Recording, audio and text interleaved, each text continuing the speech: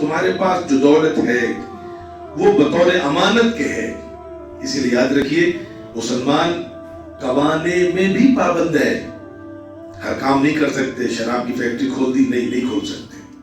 جوئے کے اڈے کھول دیے، نہیں کھول سکتے، حرام ہے۔ رشوت لے سکتے ہو؟ نہیں۔ بینک کا انٹرسٹ؟ نہیں لے سکتے۔ یہ پابندیاں کیوں؟ اس لیے کہ تمہارا نہیں ہے۔ تو کمانے میں بھی پابند، اور کمانے کے بعد خرچ کرنے میں اس سے زیادہ پابند۔ اسراف نہیں کر سکتے، ریاکاری نہیں کر سکتے، فضول خرچی نہیں کر سکتے، ورنہ جواب اللہ کیا حساب ہو جائے گا۔ اور جو میں نے بہت پہلے مثال دی ہے، مثال دے رہا ہوں کر کے، اگر میں اپنی جیب سے 500 روپے نکال کر اس میں آگ لگا دوں تو دنیا کا کوئی قانون مجھے سزا نہیں دے گا۔ میں صاحب کو میں نے اپنے پیسے میں آگ لگائی، آپ کو کیا تکلیف ہے؟ اللہ تعالیٰ سزا دیں گے۔ تمہارے پیسے نہیں تھے، امانت تھی، تم نے کیوں دلا دیا؟ تو اسلام کا تصور بالکل الگ ہے۔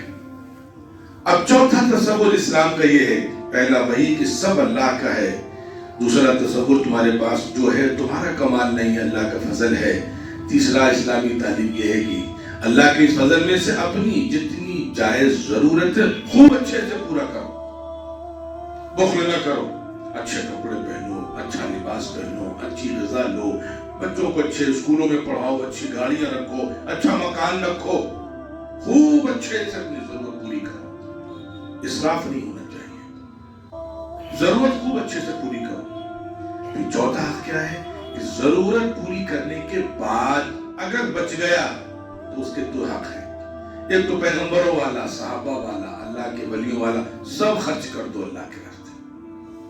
لیکن اللہ کو ہم گدھوں کو بھی معلوم تھا کہ ان میں اتنا جذبہ نہیں ہوگا، تو اللہ نے کہا ٹھیک ہے تمہارے لیے ایک دوسرا راستہ یہ ہے کہ سب نہ خرچ کرو، لیکن 2.5% ضرور اللہ کے راستے میں خرچ کرو، اور اس کے علاوہ بھی ضرورت پڑ جائے تو صدقات و خیرات کرو، اور اس کے علاوہ بھی ضرورت پڑ جائے سب نہیں۔